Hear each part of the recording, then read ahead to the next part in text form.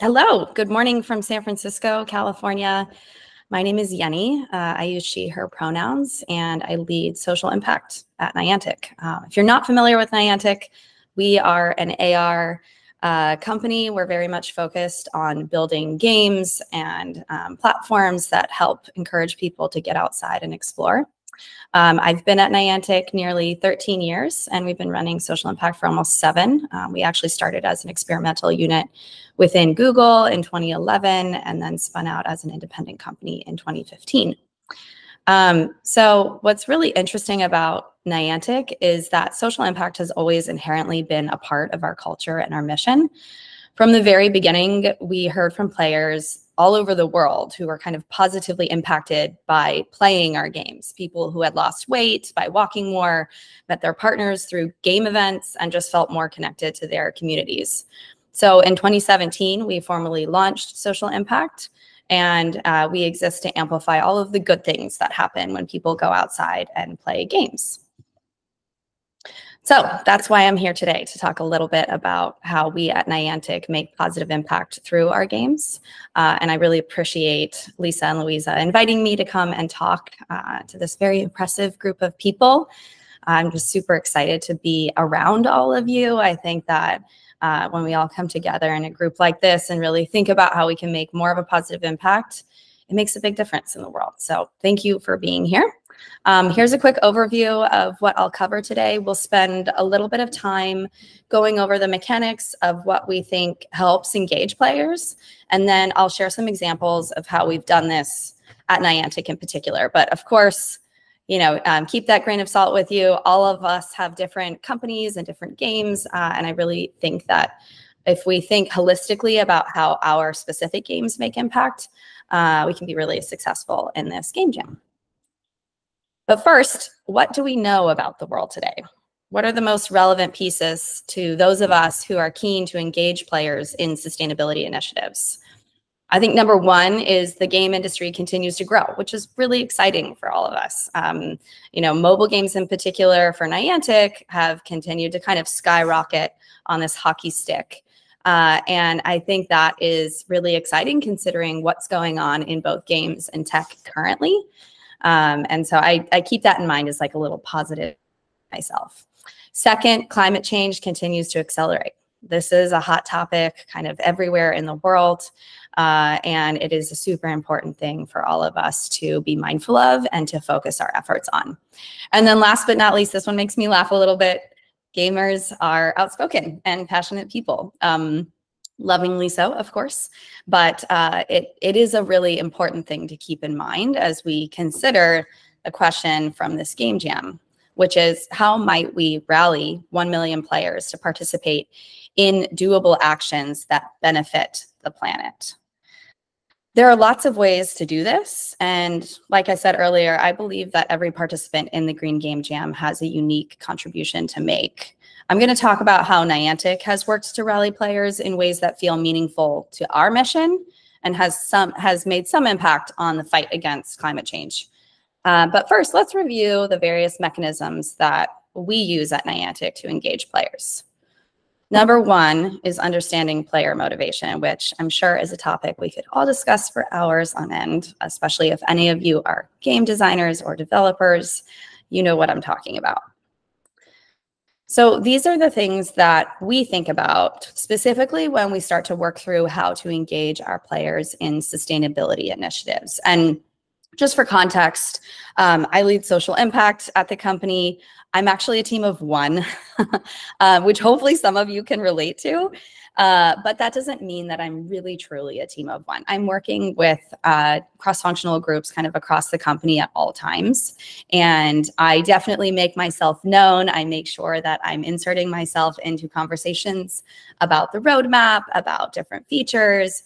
And there are so many incredible people at the company who share my passion for sustainability efforts and who are really keen to help make a difference. So we kind of work together on these things as a regular project.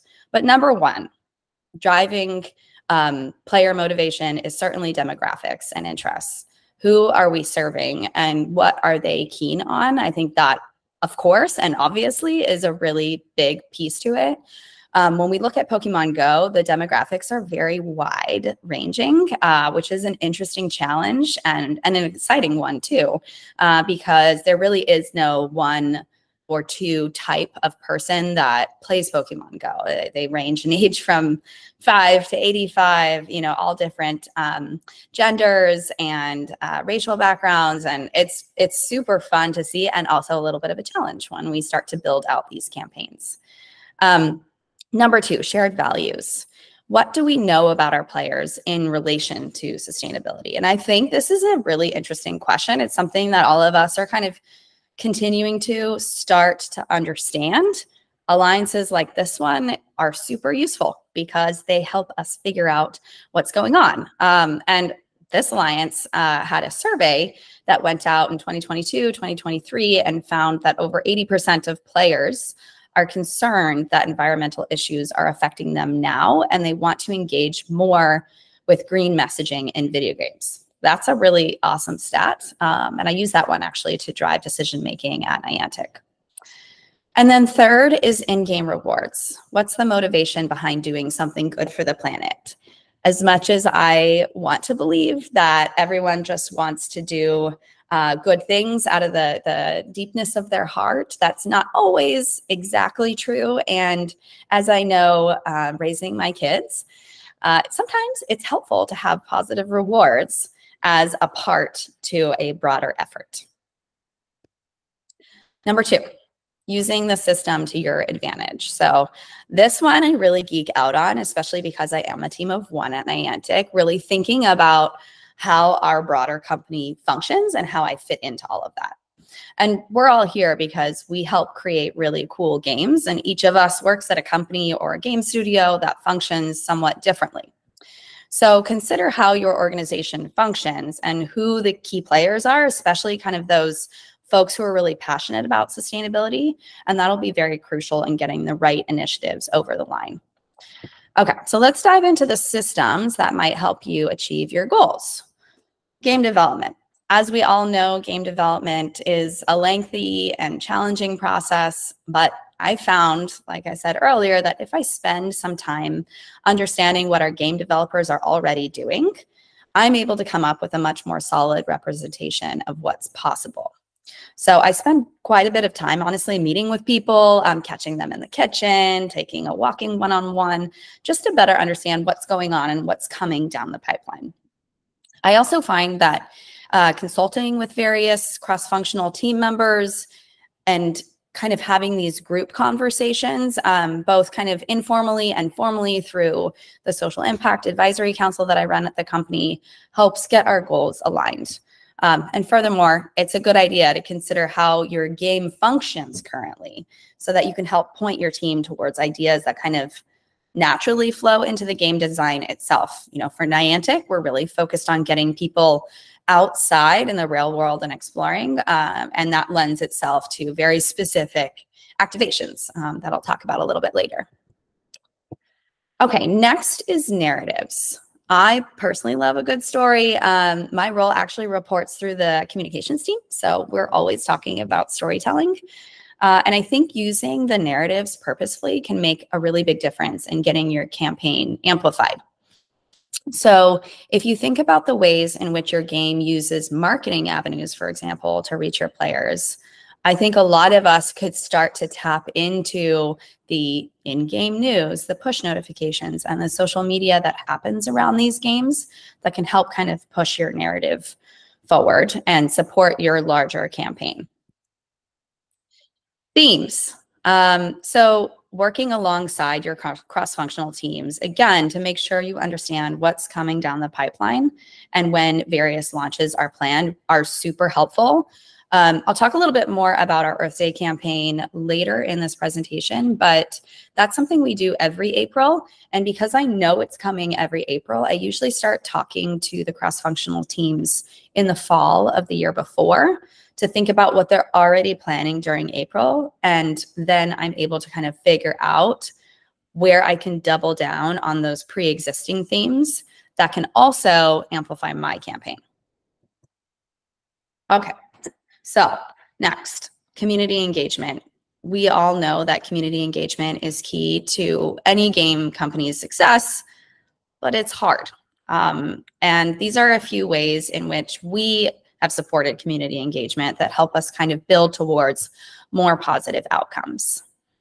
Number one is establishing open communication channels. I know this is a little bit hard for some of our player-facing teams, but giving players an opportunity to voice their feedback and opinions, especially when it comes to sustainability, can really help build out stronger relationships with our community. I know this can be really tricky for us game studios and game companies, and all of us do it a little bit differently, but I find it very useful to connect with our community management teams to make sure that I know what players are saying, and to find additional ways to kind of measure what players think about sustainability. Okay, second, foster community forums that are aimed at soliciting feedback. So this one is really dependent on your company, but I think it's important to ask yourself, does your company have a place where players can safely share their ideas? So maybe you have ambassadors or game leaders who are both passionate players and love leading other people. Again, this looks different for every company, but there are often these kind of influencer type players who might have a really keen interest in climate change or waste or sustainability, and figuring out who those people are and then using those avenues to kind of collect ideas and feedback from players has been really useful. We have a community ambassador program kind of across all of our games. This one is for Pokemon Go, but the idea is we use the community ambassador program to connect with all of our players. So for Pokemon Go in particular, we have millions of people literally all around the world who are playing the games. And these community ambassadors are generally, you know, super smart, passionate players who are keen on leading live events for local communities. And every month, our games host something called a community day, which are days for players to come together in the real world and play our games. They're usually meeting in a park or in another public space, and we increase certain game rewards, and then people are encouraged to play together in the real world. So we're really much focused on the connection piece. This can be a really great way to rally players around a certain activity like a cleanup or tree planting, which we have learned, and I'll talk more about in a minute. And then last is collaborating with experts and NGOs. We have found that partnering with very strategic organizations helps us amplify our message, and we can also give back and help amplify their message and their campaigns and goals. This is an example of the National Park Foundation in the US, who's been a partner of ours for, I think, about 5 or 6 years. And the reason we partnered with them is that when we launched Pokemon Go in 2016, as some of you might remember, there were a lot of people outside playing the game. And that was really exciting. And also, it was kind of a lot for some national parks and locations, public spaces, to deal with kind of that inflow of players. And so we started talking to the National Park Foundation, which funds the National Park Service and supports more than 400 parks and historic sites in the US, to think about ways in which we could help encourage players to visit lesser known parks and historic sites. So not necessarily going to Yosemite or Yellowstone, which are very popular national parks in the US, but helping to highlight the historic sites and parks that are kind of in their local community, and then encouraging them to do that. The picture on the right here is a ranger who's a very passionate Pokemon Go player and is actually a friend of mine in Pokemon Go.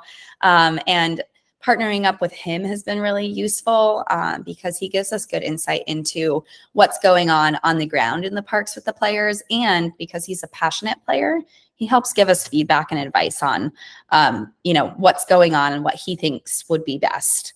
And then the image there on the left is something called a geofenced billboard advertisement in Pokemon Go, which is primarily used to sell ads for corporations and paying partners, but we also donate those ads to our nonprofit partners to help promote specific campaigns in specific areas. So another way for us to kind of give back to them as well. Okay, now that we've talked about community engagement, I want to talk a little bit about measurement, which is a hot topic and one that I'm frankly still trying to sort out. But these are the three things that I find really useful. Number one, tracking. So consider how will you measure the player contributions, and then how can you measure what the players are doing themselves. So giving them tools to report on what they're doing. Thinking about what you can do in-game to help support that measurement. A lot of the times, for Niantic, we know how far people are walking, for example, on a given day. And then number three, talking to partners about how they can help support the measurement systems and asking them whether or not they're measuring or tracking anything. Okay, so now we've kind of gone through all of the systems that I personally use at Niantic. And now I'm going to talk a little bit about what we do and how we focus on our local communities. So again, we are very much focused on getting people outside, exploring the world together. And one way in which we do this is through live events. So getting together in real life. Just last weekend, we hosted a Pokémon GO event in Pasadena, California that had over 30,000 people in attendance, which was pretty wild. And we think that bringing people together in the real world is one of the strongest ways that we as Niantic can give back. In addition to our massive live events, I mentioned our monthly community days. There's a different variance on how players gather depending on the game. But some players are very keen to also help support the community. Last year in Brazil, one of our player communities that were led by community ambassadors used their monthly community days to rally the local players to collect food for the local shelter. And over the year, they collected more than 3 tons of food, which I just think is incredible. I have so much love for these players, and it really gets me excited. So here's an example of one of our communities. I'm going to try to play the video, and I hope the sound works. If not, I will sing to it. We'll see what happens. Maybe just you can tell me in the comments.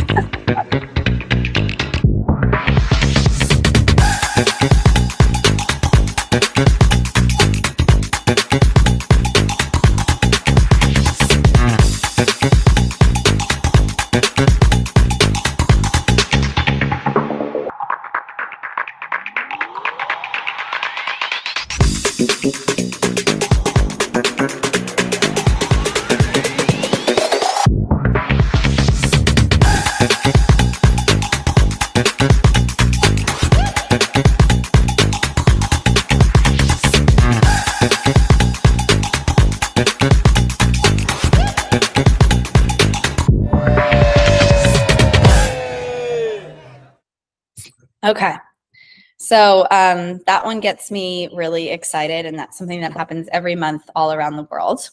As I mentioned earlier, Earth Day and the entire month of April is a really big deal for us. We really want to build like a large knowledge base of sustainability efforts with our players, and we found that this annual campaign helps drive a ton of awareness. We've done a lot of different things, which have included local cleanups, tree planting based on how far people have walked, and then also just engaging players individually, especially during the pandemic when we couldn't all meet in person. As an example, there was an organization in Argentina who worked with players from the community as well as local government officials and volunteers to clean up approximately 30 tons of garbage, which at first I wasn't sure how that had happened. But what happened is that these government officials, the local nonprofit, and the player volunteers came together to focus on an area that most needed support. And because the local civic organizations were involved, they were able to bring in special cranes that were brought in to collect and remove the garbage floating in the dam itself, in the space that they were focused on. It led to a massive collection of trash, filling 4 garbage trucks and 1 special container. I just thought that was like incredible. And, you know, this all happened because our players are kind of used to being outside and working together. Okay, so that's kind of Niantic in a nutshell. And these are the 4 learnings that I kind of use to guide some of the campaigns that we build. And just to highlight them, number 1 is tapping into natural influencers, both internally with employees who are super keen on sustainability and maybe are working on the game development team, or they're a designer or artist, and then looking for those external natural influencers as well. So players who are super keen in sustainability and climate change, that sort of thing.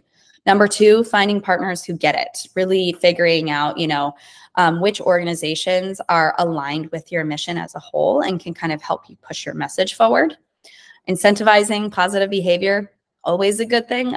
So far, I have not had any downsides to that, and that seems to work really well. And then lastly, highlighting and sharing all of the good that happens, both internally to your employees, the executives, and all of the stakeholders at your organization, and then externally through things like seated interviews, blog posts, social media, that sort of thing.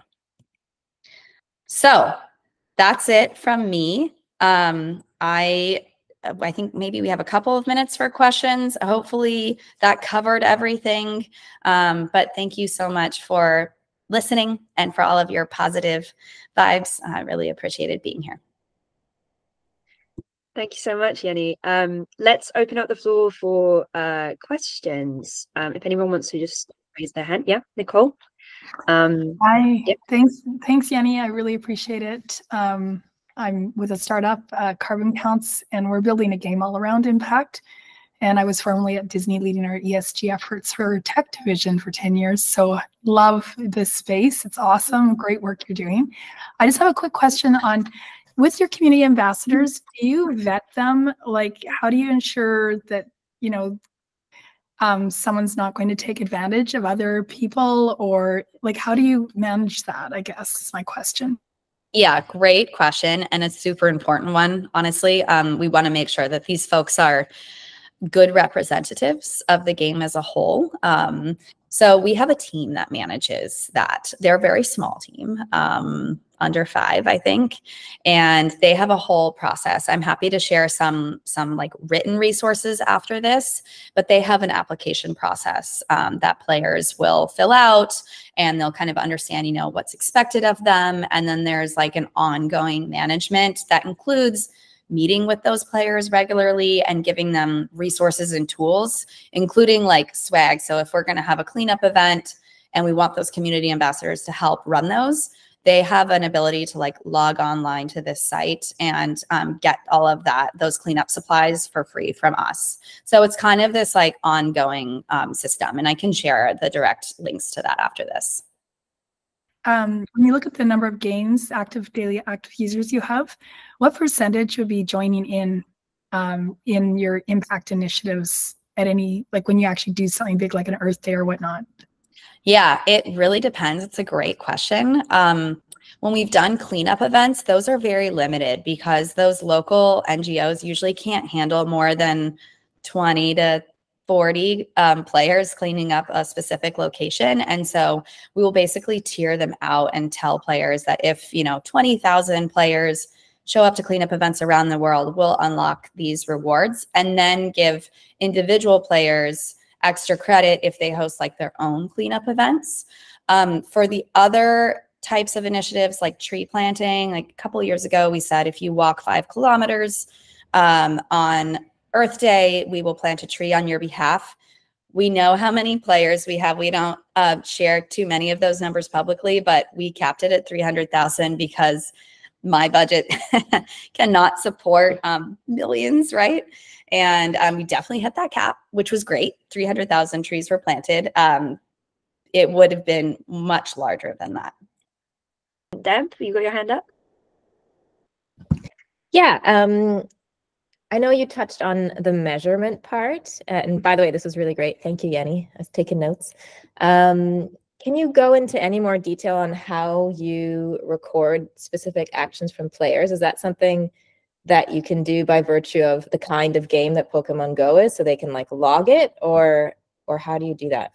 Yeah, very good question. So it really depends on what the activation is and what ideally we're trying to achieve. So in the tree planting example, that was literally if a player moves 5 kilometers, you know, in this given time frame on a certain day, we will count that. We track kilometers moved, and that's a part of our in-game reward system on a daily basis.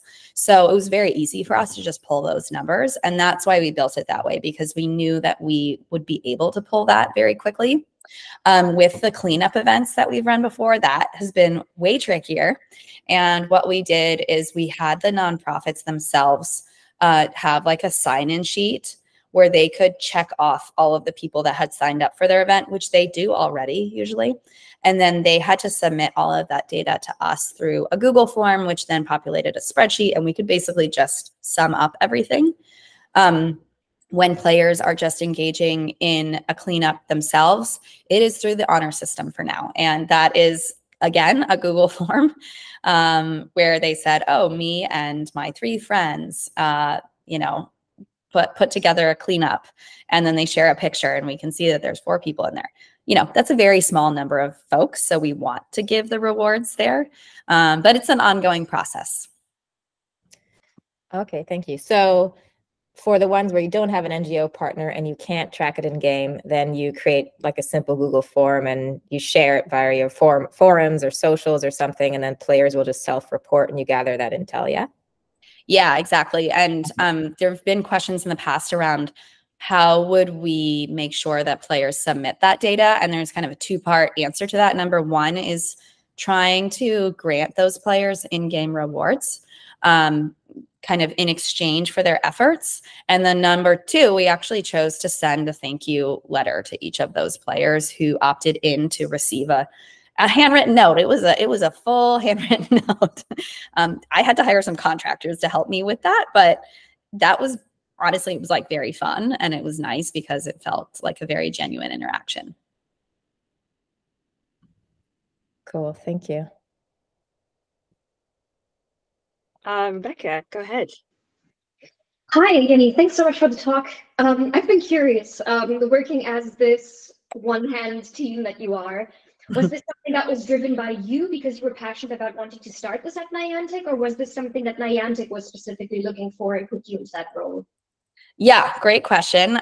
So in full transparency, I had been at Niantic for a long time. My first daughter was born 2 days after we launched Pokemon Go, and I was kind of overwhelmed by the chaos, you know, of startup life and raising a daughter on my own. And I had a little bit of like a, you know, mini meltdown, and was talking to John, our CEO, who's just a wonderful human. And he said, I think you should focus on, you know, all of the good that's happening here at the company. And I really wanted to stay with the people at Niantic because we had heard from players for so long that the games were positively impacting them. I realized we needed a formal team to help amplify that. And so that's what I pitched, and that's what it became. And I've had a few folks on my team over the years because of layoffs and budget cuts. I'm now back to a team of 1, but I have started the Social Impact Advisory Council at our company, which is just full of passionate employees. And that really helps to like move things along. Plus, I'm pretty vocal on our internal channels. Wonderful. Thank you so much. Amazing. I think we have time for maybe one more question, and then we'll call it quits. I think there's some in the chat if you want to. Oh, in the chat. Oh, great. Yeah. Sorry, yeah. Oh, yeah. Hi, Yennie. Thanks for the talk. How does the impact of 30,000 people moving to Pasadena for the event, many perhaps in vehicles creating emissions, balance out with the positive impact this group generates? Is this impact considered in the planning of the event? Yeah, great question. It's a hot topic between me and the event team. They now are learning a lot about sustainability and carbon emissions, both thanks to our ongoing conversations about what this means, right, for the environment, And then how we can give players the option to, for example, offset their own emissions. If they're traveling halfway around the world for this event, can we add that into the ticket price? Or can Niantic front that cost? We have a couple of nonprofit partners who help advise us on this as well. And it really ranges in size. So thinking about what are the super small things we can do, like telling people to bring reusable water bottles and having water refill stations, to the broader impact of like, okay, let's calculate what that carbon offset would be, right? If we try to offset 30,000 travelers. So it's an interesting conversation and one I continue to have with my awesome team. Great, thanks, Yennie. I think we will wrap it up there. Thank you so much for joining us today. That was such an insightful talk, especially given that challenge of in-person activations this year. So I think everybody would have learned a lot there. Thank you so much, everyone, for joining us. We'll be back again this time next week with Carlos Henriquez of NOLA Helsinki. So he'll be talking about waste. So if you are doing waste for your activation, then please do come along to that session. It'll be really, really helpful. But until then, see you guys later.